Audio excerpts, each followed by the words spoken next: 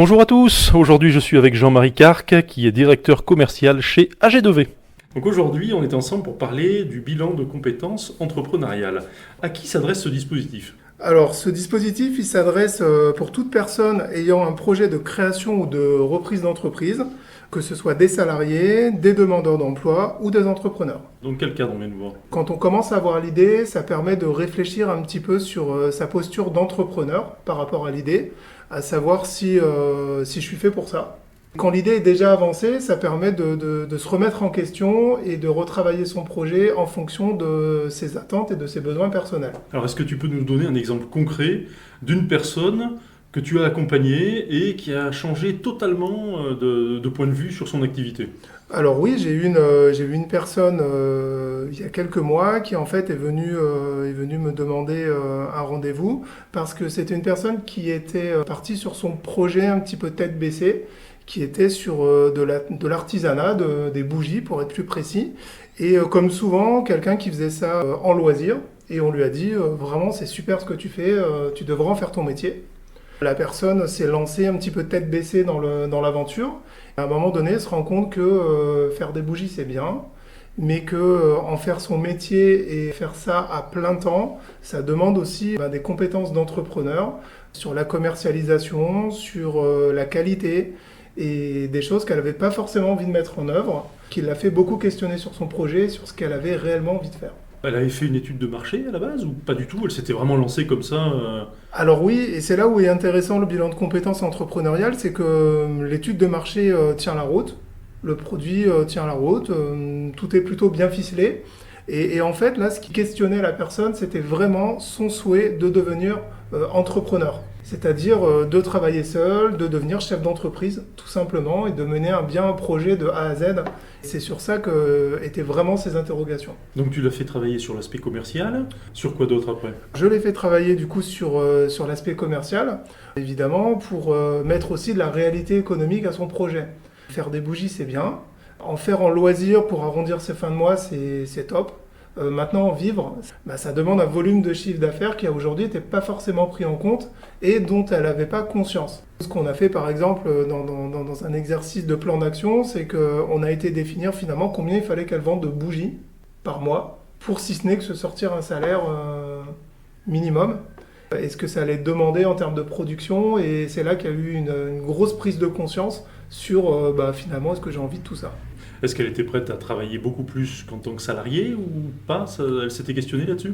Alors oui, elle s'était questionnée. En fait, elle avait oublié tout un pan, c'est que produire des bougies, c'est bien, mais ensuite, il faut les vendre. Ce côté vente, elle l'avait complètement un petit peu mis de côté. Et en fait, dans son profil entrepreneurial, le profil de production était bien présent, mais le profil entrepreneur-commerçant était un peu aux abonnés absents, et elle ne se sentait pas du tout la légitimité pour aller commercialiser ses bougies. Et donc une fois qu'elle a réalisé que finalement l'entrepreneuriat c'était pas fait pour elle, qu'est-ce qu'elle est devenue cette dame ? C'est là où c'est intéressant sur ce bilan de compétences, c'est qu'une fois qu'on a défini que finalement je voulais pas en faire mon métier, qu'est-ce que je vais en faire ? Est-ce que j'arrête complètement ? Est-ce que je continue pour le loisir ? Ou est-ce que j'en fais une activité par exemple à mi-temps ? Qui peut venir nourrir la volonté d'être entrepreneur un peu et salarié aussi pour la notion de sécurité. Donc en l'occurrence, cette personne s'est remise sur le marché de l'emploi. Ça a été un travail qu'on a fait ensemble sur aller chercher les compétences qu'elle allait remettre sur le marché de l'emploi. Elle a trouvé un travail très rapidement. Elle est plutôt en assistante commerciale, comptabilité. Et derrière, elle a continué ses bougies en loisir, en fait, ce qui lui permet de nourrir son envie de créer tout en ayant la sécurité de l'emploi et du coup d'être épanouie et heureuse. Quelle différence entre un bilan de compétences standard et un bilan de compétences entrepreneurial ? Le bilan de compétences entrepreneuriales, on va aller le chercher sur des personnes qui ont déjà un projet, qui ont déjà un peu cette fibre entrepreneur et qui se disent voilà, je veux sauter le pas. Est-ce que je suis faite pour ça ? Je vous prends un exemple, quelqu'un qui veut être naturopathe, quelqu'un qui veut aimer et aider les autres, quelqu'un qui a besoin de relationnel. En fait, le jour où elle a fini sa formation, où elle s'installe, elle est seule dans son cabinet. Et il y a beaucoup de ces personnes qui arrêtent en fait rapidement parce qu'elles ont minimisé cette solitude et ce besoin d'aller chercher aussi commercialement ses clients parce que une naturopathe n'est pas sur Doctolib, donc on ne va pas la chercher comme un médecin. Combien d'heures une personne qui veut faire un bilan de compétences entrepreneuriales, de combien d'heures elle dispose? On le fait sur une période entre 2 et 3 mois parce que c'est important de laisser à la personne le temps de prendre conscience de tout ce qui est en train de se passer. La prise de conscience, elle est importante parce que moi, mon travail, c'est non pas d'emmener des solutions, mais de questionner et faire prendre conscience. Et pour ça, on a besoin d'un temps, un petit peu comme on fait décanter un bon vin. On a besoin de ce temps-là pour travailler ces choses-là sur soi. Le bilan de compétences, il va se faire en 3 phases. La première phase, qu'on va dire une phase un petit peu préliminaire, où on va aller découvrir la personne, on va aller découvrir tout ce qu'elle a fait depuis là, son chemin, son expérience professionnelle. Et puis derrière, on va aller définir un objectif avec elle sur le bilan entrepreneurial, parce que c'est important d'avoir un objectif pour pouvoir avancer. La deuxième phase, ça va être une phase d'investigation, où là, on va travailler vraiment sur son profil d'entrepreneur. Aller définir quel type d'entrepreneur ou entrepreneuse elle est. Est-ce que c'est un entrepreneur commerçant? Est-ce que c'est un entrepreneur créatif? Est-ce que c'est un entrepreneur gestionnaire? Pendant cette phase, on va aller aussi travailler sur la personnalité de l'entrepreneur, ses motivations personnelles, comme par exemple la créativité, la tolérance au stress, le besoin d'autonomie. On va aller travailler aussi sur ses compétences et ses expériences professionnelles, où là, on va être vraiment dans du concret, à savoir sur l'expertise métier, sur le côté commercial, sur le côté gestionnaire. Donc c'est des compétences qui sont transférables à l'activité de chef d'entreprise.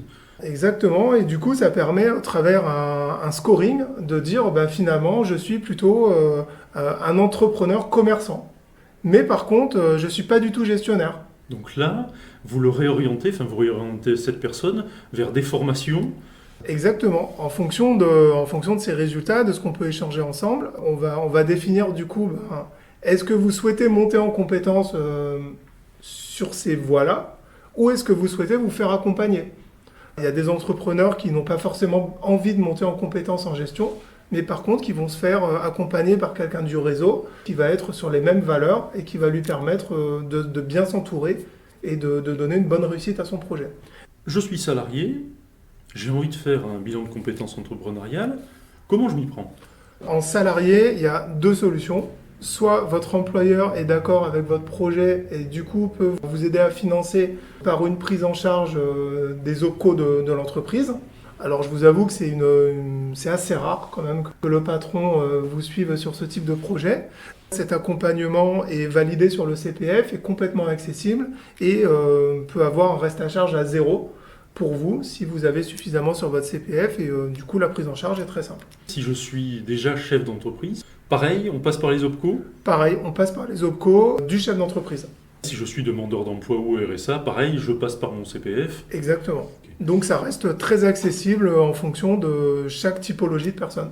Et s'il n'y a pas de prise en charge possible, ça coûte combien une prestation comme celle-là? Alors, une prestation avec ou sans prise en charge, ça coûte 1 100 € pour le suivi entre 2 et 3 mois par un consultant expert et dédié qui va vous amener sur 6 rendez-vous d'1h30 en individuel avec l'accès à une plateforme pour le suivi de ce qu'on va faire ensemble, l'écriture d'un plan d'action et le suivi à 6 mois sur le projet.